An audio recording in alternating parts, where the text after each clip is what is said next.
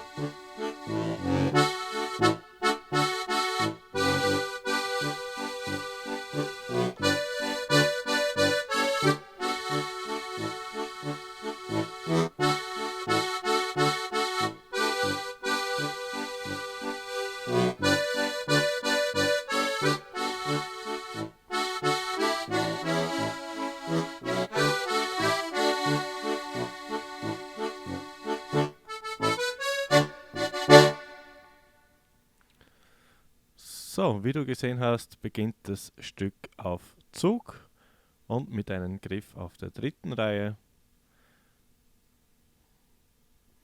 Das ist unser erster Griff.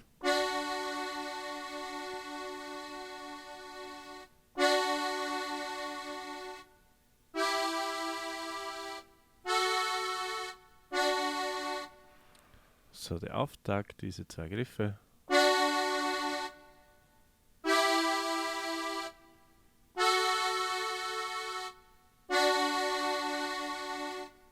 Noch einmal.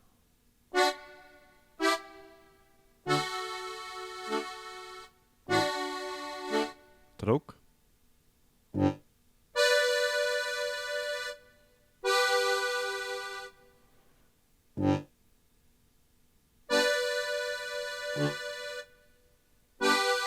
Zug.